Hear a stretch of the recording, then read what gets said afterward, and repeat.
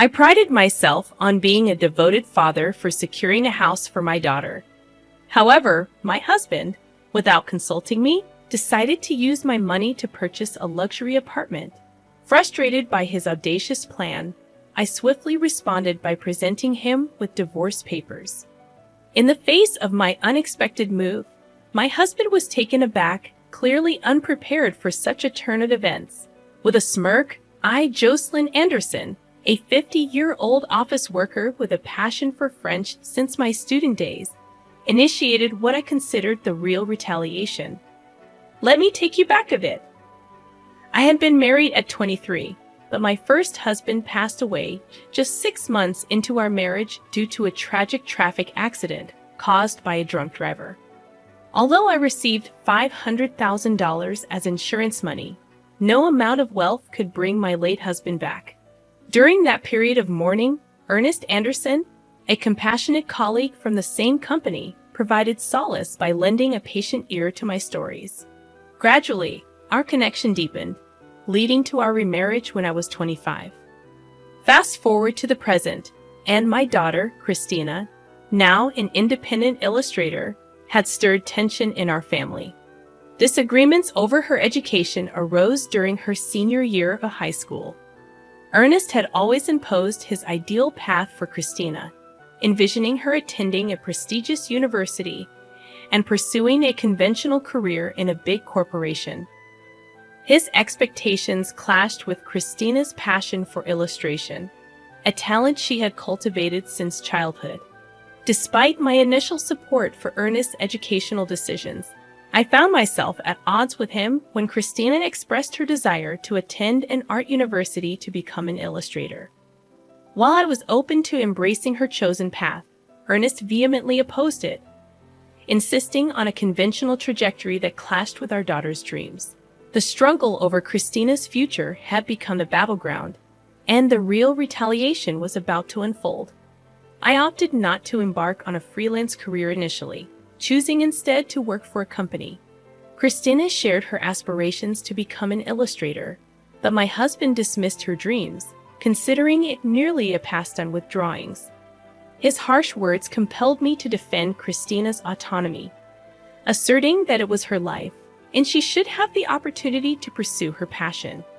This stance only fueled his anger, as he asserted that it was his daughter and that a child's role was to fulfill their parents' dreams. He adamantly believed that if Christina followed his prescribed path, she would unquestionably find happiness. I was taken aback by his biased views, hoping he would eventually understand and support our daughter's choices.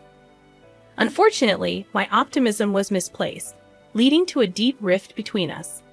Despite my financial support for Christina's education and living expenses, Ernest remained dissatisfied, continually expressing his discontent.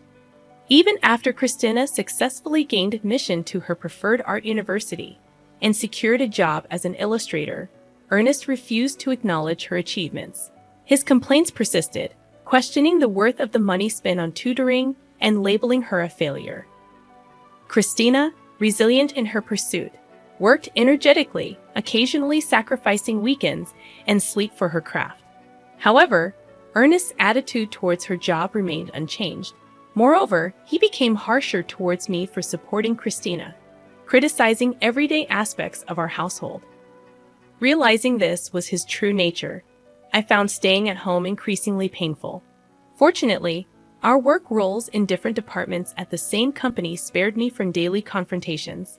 Yet, amidst this strained dynamic, Ernest surprisingly declared his intention to buy Christina a luxury apartment, citing her importance as his daughter.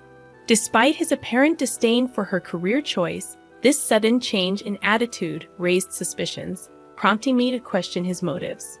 Doubts crept into my mind about whether Ernest even had the financial means to purchase a luxury apartment. Observing my reaction, he coldly smirked and disclosed his plan, stating that I would be the one footing the bill. Shocked, I protested, urging him not to make such decisions without consulting me.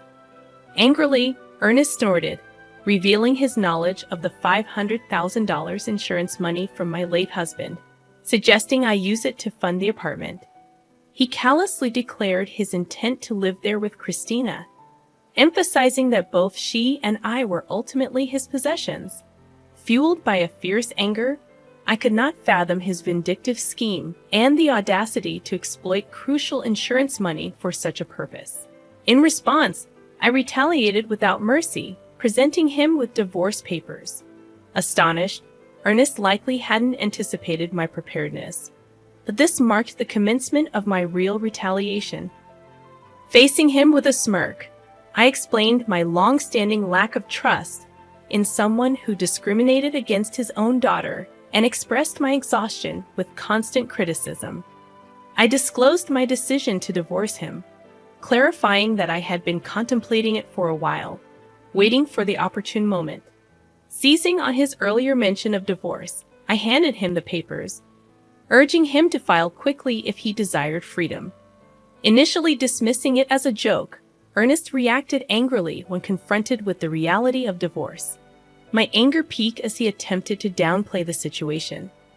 Unperturbed, I insisted he accept the divorce papers, emphasizing the incomprehensible principles behind his actions. Threatening legal consultation, Ernest reluctantly received the papers, still claiming it was all a jest.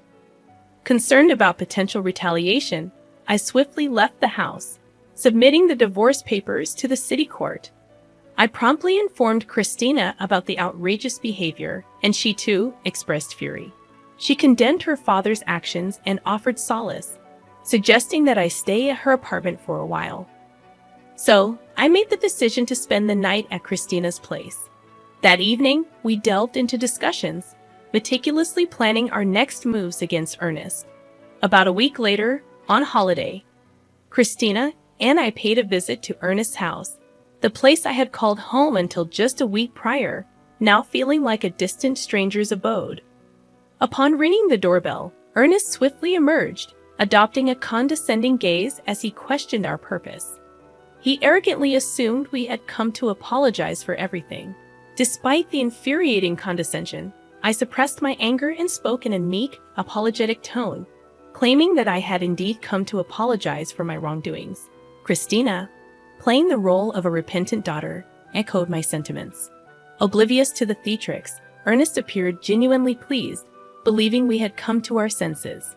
However, his curiosity was piqued when he noticed the bags we carried, bags so full they were on the verge of bursting, tied up tightly to conceal their contents. From one of the bags, I extracted a bundle of actual $10,000 bills. Expressing remorse for my actions, I offered him some of my late husband's insurance money, urging him to use it to live in the luxury apartment with Christina. I mentioned the $500,000 total and asked him to keep it safe. Ernest's eyes gleamed at the sight of the money, and he eagerly agreed to safeguard it. He led us into the house without hesitation.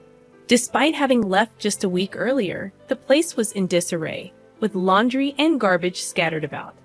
Suppressing laughter, I imagined Ernest's struggle to maintain the house on his own. Christina and I placed the bag's contents into the safe, excluding the $10,000 bundle. Fortunately, when Ernest went to the kitchen to make coffee, he remained oblivious to our actions. After returning to Christina's apartment, I grabbed the bags and left for a new place on my own.